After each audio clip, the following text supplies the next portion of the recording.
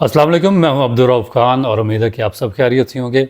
जैसा आप जानते हैं कि आज एक बहुत ही क्रूशल मैच है पाकिस्तान और श्रीलंका का, और दोनों टीमों के लिए ये मैच जीतना बहुत ही ज़्यादा ज़रूरी है। और मैच भी ये दुबई की बजाय अबू धाबी में खेला जाएगा। और मैं यहाँ पर काफ़ी लोगों की बातें सुन रहा हूँ। कोई कहता है कि हमें अटैकिंग क्रिकेट खेलनी चाहिए, कोई कहता है हमें फलाने प्लेयर को खिला देना चाहिए, हमें इस तरीके से खेलना चाहिए। मगर यहाँ पर आपको बहुत ही सोच समझ कर फैसला लेना पड़ेगा। और अगर आपने श्रीलंका की इस टीम के ख़िलाफ़ एक अच्छी प्लानिंग न की तो बड़ा मुश्किल हो जाएगा आपके लिए मैच जीतना। क्योंकि जो अबू धाबी की पिच है उसका जो बिहेवियर है वो कम्प्लीटली डिफरेंट है। एक तो ये स्लो बॉलर्स और स्पिन बॉलर्स को सपोर्ट करती है। दूसरा एक स्लो पिच है, इस पर जो फास्ट बॉलर्स हैं उनका भी बॉल आपके बैट पर उस तरह आता नहीं है जिस तरह एक प्योर जो पैराडाइज पिच होती है बैटिंग के लिए साजगार पिच, उस पे आता है। इस पे थोड़ा सा बॉल रुक के आता है, डेविएशन होती है उसमें, और अच्छे बैट्समैन ही उस पर एक लंबी इनिंग खेल सकते हैं। तो इसलिए पाकिस्तान को जो अपना बैटिंग आर्डर है स्पेशली, और जो स्पिन बॉलिंग आर्डर है, बड़ा सोच समझ के मुंतखब करना पड़ेगा। श्रीलंकन जो लास्ट मैच बांग्लादेश से आ रहे हैं उसमें उन्होंने क्या फॉल्ट किया। उनके पास एक बॉलर की शॉर्टेज थी, के मेंडिस के साथ उन्होंने बॉलिंग करवाई। अब इस मैच में मेरा नहीं ख्याल कि वो इस तरह की कोई गलती करेंगे, क्योंकि लास्ट मैच में वो 7-8 बैट्समैनों के साथ गए हैं। और जो बांग्लादेश के बैट्समैन हैं उन्होंने बड़े अच्छे तरीके से उनके जो एक बॉलर की डेफिशिएंसी थी उसको अपनी फेवर में यूटिलाइज़ किया और मैच जीत गए। मगर इस मैच में मुझे लगता है, क्योंकि अबू धाबी की पिच को देखते हुए, कि वो 5 बॉलर्स के साथ जाएंगे। एक उनके पास तुषारा हैं, चिमेरा है, वला लागे हैं, और उसके बाद असर रंगे हैं। एक स्पिनर उनके पास होगा जिसके साथ वो मैदान में उतरेंगे। इसी तरह जो उनकी बैटिंग लाइन है वो भी बड़ी मैच्योर बैटिंग लाइन है, जिसमें कुशाल मेंडिस हैं, उसमें निसांका है। ये दोनों बड़े डिफरेंट टाइप के बैट्समैन हैं। मेंडिस आती है अटैक करते हैं, जबकि निसांका थोड़े से कूल माइंडेड है। वो पिच पे थोड़ा सा स्टे करते हैं और उसके बाद अपनी इनिंग को वो ग्रेजुअली बिल्ड करते हैं। जो मिशारा नंबर 3 पे उनके, वो इतना ज़्यादा अच्छी फॉर्म में वो नहीं है, तो उनकी विकेट पे पाकिस्तान अटैक कर सकता है, उनको देखा जा सकता है। उसके बाद आपके परेरा आ जाते हैं, कुशाल परेरा, वो बहुत अच्छी फॉर्म में हार्ड हिटिंग बैट्समैन है।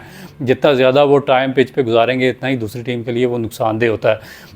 लास्ट मैच में जो श्रीलंका थे उन्होंने बहुत ही आउटस्टैंडिंग किस्म का 64 या 70 रन की इनिंग खेली है बांग्लादेश के खिलाफ, वो बहुत अच्छी फॉर्म में है। इसी तरह श्रीलंका बहुत अच्छी फॉर्म में है। तो ये जो श्रीलंकन टीम है ये बड़ी एक कंपाउंड और कम्पैक्ट किस्म की टीम है। सिर्फ एक जो डेफिशिएंसी थी इनकी बॉलिंग लाइन में, मेरा ख्याल है कि इस मैच में वो फिल करेंगे। दूसरी जानिब पाकिस्तान, मेरा ख्याल है कि अभी तक उनको प्रॉब्लम आ रही है पिक एंड चूज़ करते हुए। पाकिस्तान को स्पेशली थोड़ा सा मेरा ख्याल है कि वेट एंड सी करना पड़ेगा इस पिच के ऊपर। अगर शुरू में अटैक पर चले गए और उन्होंने 1-2 विकेटें जल्दी पाकिस्तान ने गंवा दी, तो उसके बाद श्रीलंकन स्पिनर्स को इस अबू धाबी की पिच पर उनको हैंडल करना, उनके ओवर्स को कंप्लीट करना, और फिर उसके बाद अपनी इकानमी को सही करना और ओवर रेट को ऊपर लेकर जाना बड़ा मुश्किल हो जाएगा पाकिस्तान के लिए। इसलिए बहुत ही सोच समझ के पाकिस्तान को एक प्लान करके, पार्टनरशिप अर्ली ऑन डेवलप करके श्रीलंका के ये जो बॉलर्स हैं उनका मुकाबला करना पड़ेगा। क्योंकि जो दोनों उनके फास्ट बॉलर हैं, जिसमें तुषारा है और उसके बाद चमारा है, ये दोनों जो फास्ट बॉलर्स हैं ये दोनों विकेट टू विकेट बॉलिंग करते हैं। ये बिल्कुल भी बैट्समैन को जगह नहीं देते, छोटी सीम करते हैं, छोटी स्विंग करते हैं, मगर जो कुछ भी करते हैं वो विद इन द स्टंप्स करते हैं। तो इसमें पाकिस्तान के जो बैट्समैन हैं उनको बहुत ज़्यादा मोहतात क्रिकेट खेलनी होगी।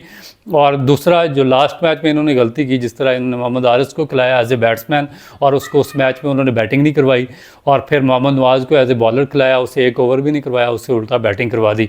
तो इस तरह के अगर ब्लंडर आप श्रीलंका के खिलाफ भी करेंगे तो मेरा ख्याल है कि आपके मैच जीतने के चांसेस जो होंगे वो बहुत कम होते जाएंगे। आपको एक प्रॉपर प्लानिंग करनी पड़ेगी, जो आपके अच्छे बैट्समैन हैं उनको ही यूटिलाइज़ करना पड़ेगा, और पार्टनरशिप डेवलप करनी पड़ेगी। अपने आप में कॉन्फिडेंस रखना पड़ेगा। आपको सिंगल और डबल लेकर आपको स्ट्राइक को रोटेट करना पड़ेगा।